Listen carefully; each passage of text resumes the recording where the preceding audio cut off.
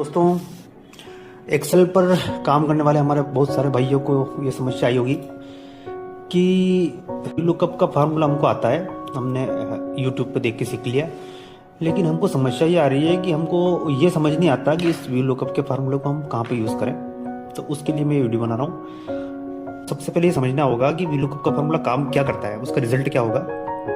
तो उसमें ये है कि जब भी कोई दो शीट ऐसी मिले आपको जिसमें कोई एक चीज़ कॉमन हो, जैसे आपके सामने जो शीट दिख रही है इसमें इनवॉइस नंबर एक ऐसा आपका पर्टिकुलर है जो कि आपको दूसरी शीट में कॉमन मिल सकता है। अब मेरे पास दो शीट है, एक रॉन्ग है एक करेक्ट है।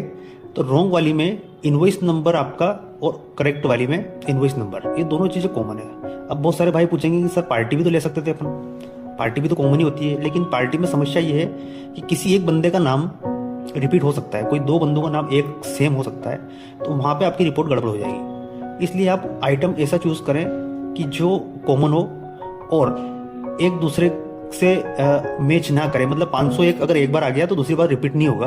तो कोशिश ये करें कि ऐसी चीज ले कॉमन में जो कि रिपीट ना हो।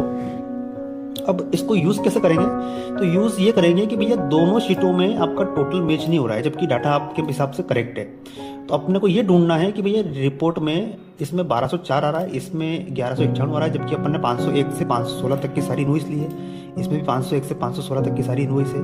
तो रिपोर्ट का टोटल गड़बड़ क्यों हो रहा है? तो टोटल के ऊपर अपन वी लुकअप लगा के इस चीज़ को पकड़ सकते हैं। तो यहाँ पे मैंने दो पहले से बना रखे हैं, वी लुकअप वाला कॉलम और एक डिफरेंस वाला कॉलम। वी लुकअप वाले कॉलम में हम फार्मूला लगाएंगे।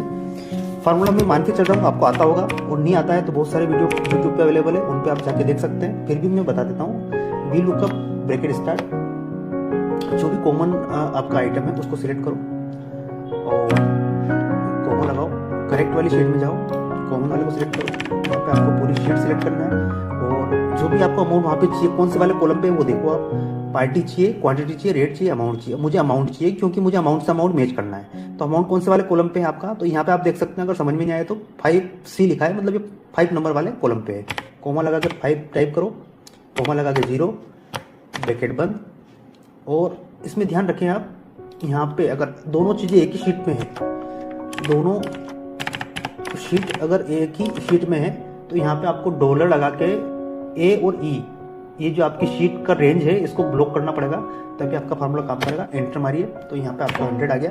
यही चीज़ आप नीचे तक कॉपी पेस्ट कर सकते हैं। तो इसमें आपको ये पता चल जाएगा कि उस वाली शीट में इस वाले इनवॉइस नंबर के सामने कौन सा अमाउंट है। अब यहाँ पे आप डिफरेंस निकाल लो, यहाँ पे 0 है, मतलब ये इनवॉइस नंबर में कोई दिक्कत नहीं है। अच्छा, गड़बड़ कहाँ है वो आपको यहाँ पता चल जाएगी। -6 आ रहा है, मतलब कि ये 0 आना चाहिए था, -6 आ रहा है, मतलब यहाँ गड़बड़ है। 508 नंबर का इनवॉइस आपका मिसमैच मार रहा है। तो 508 करेक्ट में जाके चेक करो, 6-5-30, 508 6-5-30 था, वहाँ पे 6-4 है यहाँ पे, मतलब यहाँ पे गड़बड़। यहाँ 5 कर तो आपका करेक्ट हो जाएगा डाटा। एक तो तरीका ये हो गया।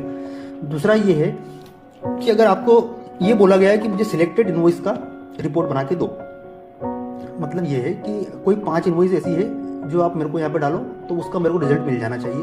तो यहाँ पे आप इनवॉइस नंबर चेंज भी कर दोगे तो उससे कोई फर्क नहीं पड़ेगा। 501, 502, 503, 504, यहाँ पे 505 अगर लिख दिया आपने तो आपका डाटा पूरा ऑटोमेटिक चेंज हो जाएगा। ये रिपोर्ट आपकी बन गई, इसमें टोटल वगैरह सब ऑटोमेटिक आ जाएगा। तो ये दो तरीके हैं जहाँ पे आप यूज़ कर सकते हैं। इसको प्रैक्टिकली आप जब करने बैठेंगे तो आपको और ज़्यादा अच्छे से समझ में आएगी चीज़ें।